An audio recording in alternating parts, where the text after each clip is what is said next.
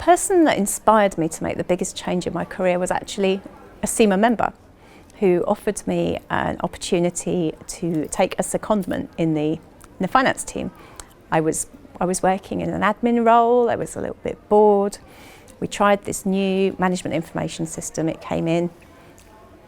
I knew it was going to change my life. I was going to absolutely revolutionise the way that I did my job. I was so excited. And this person picked up on my enthusiasm and said, you should come and train people.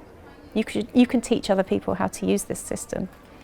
And I joined the finance team and I never looked back.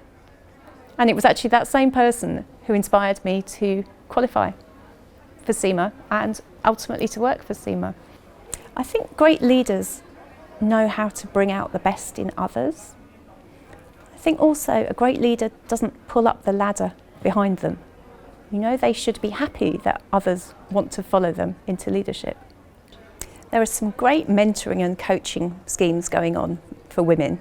I'm involved in one which looks at women in government, because there are simply not enough women in finance at the higher levels in the public sector. And this scheme looks at, firstly, developing a network, so women can speak to others like them, can learn from each other, can inspire each other. They also have a mentoring scheme, a coaching scheme, and I think as women, this really helps us, knowing that others are in the same position.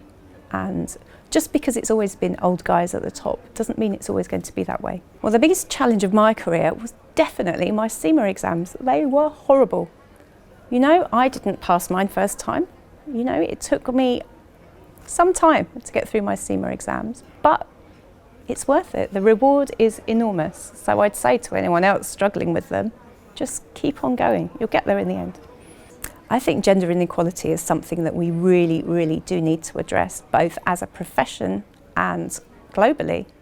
It's a real issue. You know, it's a big, scary world out there, and we all need to have the best chance we can get. I would like to recommend The Culture Map by Erin Meyer. It's a really, really good book. It looks at the different ways that different cultures approach the world of work.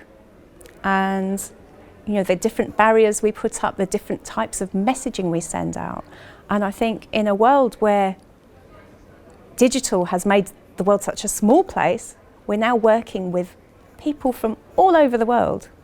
And this book really helped me understand why people might act the way they do or behave the way they do. And if we're going to lead, we're going to be leading teams of people who are not necessarily like us or from the same background as us. So I would absolutely recommend reading this book. And it was recommended to me by one of our members, and I'm so glad that they recommended it to me. Great book.